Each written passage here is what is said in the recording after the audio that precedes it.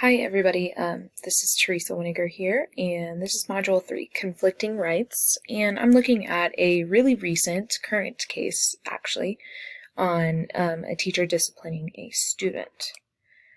The overall question really comes down to, does context matter when a teacher's job, status, tenure is on the line? Tenure is something that we went over this week, and really context is something that is really big in ethical decisions or court cases.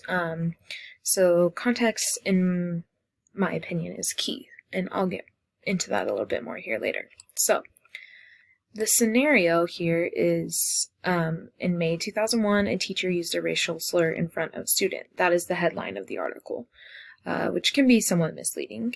As you read about the case, you realize that this is occurring in a middle school. The student was caught using the slur in the lunchroom and was pulled into the office by this teacher. The policy of teachers in this building is to pull a student in, fill out a green slip, and that green slip is then handed to the administrator, and the administrator finishes out the disciplining. So the teacher pulled the student into the office. The transcript verbatim of what the student said was written on the green slip, and then the teacher repeated it back to the student. Well, it just so happened that the teacher repeated the racial slur in front of the student. The student did admit that they did use the racial slur, that the student used it, and was given the appropriate one-day suspension as per the guidelines and policy of that district and building. The teacher, however, this whole case became known to the administrator, and the teacher was then recommended to be terminated by the school district superintendent. So this kind of went up the chain of command, you could say. The teacher wanted to kind of appeal this and ask for a public hearing with the school board, which was set up, I believe, this past week, and evidence is only being gathered at that particular meeting, and then the school board is going to vote in July whether or not the teacher should have their contract terminated. So, arguments for the teacher, or those who are proponents of the teacher, attested to his 27 years of tenure in teaching with the district, and he had no violations. The lawyer for the teacher, because the teacher and the district in this hearing, or just public hearing, both had legal representation. But the teacher's lawyer said that he was only trying to be accurate for the situation by repeating everything back to the student. The teacher admitted to the HR department that the word was not acceptable prior to this public hearing to be used. So the teacher was aware that this racial slur was not something that is acceptable in daily speech. And the teacher's lawyer argued that the context of this case is necessary to understanding if the use of the word is truly malicious or intentional and harmful towards a student, or if the context of this case is simply for accuracy and clarity. The argument basically by the district superintendent against the teacher was that at no time should a racial slur ever be used, or is it ever acceptable to use one, and particularly that this was said in front of the student who happened to be a minority, and that the word was repeated more than once. So kind of an analysis and lessons to learn, because like I said, this is a current case, so this maybe doesn't have the same amount of precedence, cases to kind of go off of as far as within education, but my analysis is that the teacher seems to be aiming for accuracy in reporting. The district's policy is vague regarding this necessity to repeat verbatim what the student is being written up for. So the district does not specifically say that it is needed for the teacher to do this. The district did comment that the administrator would follow through on the green slip with the discipline. So at that point, an administrator could have very easily repeated this racial slur, and it could have maybe been a whole different scenario. However, in the public hearing, several teachers vouched for this teacher, saying that they would do the same thing. And the purpose being for clarity for the student to understand what they were being written up for and what the discipline was going to be towards. The administrators and district officials, I believe, should be clear and simple in their language of policies and their procedures for handling situations like this. This is kind of a gray area and ambiguity in a lot of district or handbooks, teacher handbooks, even student handbooks for that matter. So some clarity, I think, maybe needs to occur there as far as that, if we are expecting to establish a clear expectation there. The teacher is also a coach, and it was brought up that he was a coach and that this situation is usually handled differently with athletes. The teacher admitted that typically with the athletes, he can never pinpoint exactly which student might say these things, and that the discipline in athletics is slightly different regarding that.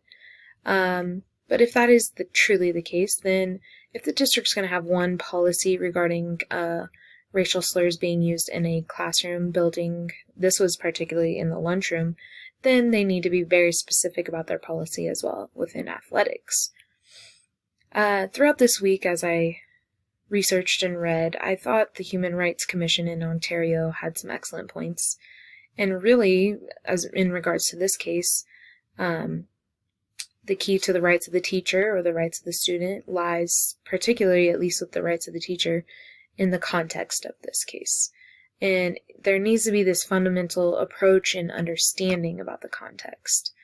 I wrote my discussion board on a variety of ethical decision-making approaches, and typically I tend to look at it from a fairness or justice approach. And so, in fairness, if this teacher is going to be looked at to be possibly terminated for how they handled the racial slur in the lunchroom, then every other coach and teacher out there who is, in this district had a similar situation should be looked at as well for potential termination, if that is how we're going to look at it with fairness and justice. I thought it was interesting to note that this hearing, just a public hearing, this is not a court case, this is not a legal case, was almost 10 hours long. And this is also in the summer. So this is a very hot issue right now in our culture and climate, and understandably so. Testimony by the community was overwhelmingly in support of the teacher. And it's hard to say exactly how this school board is going to vote on this issue. I think the record of the teacher having 27 years with no prior violations can kind of speak for itself, but that's not to say that you should, throw out this case at all. However, it does seem that context is very vital and important to understanding the purpose of this teacher. And I go back to the thought of students' expression, free speech, and freedom of expression, and how generally the courts have ruled that as long as it is not harmful to the learning environment, that's what needs to be kept in mind. And again, this case is what this teacher said in trying to report this to the student, or in regards of the student, is that how is that being handled as far as the learning environment in the community? How is this affecting that community?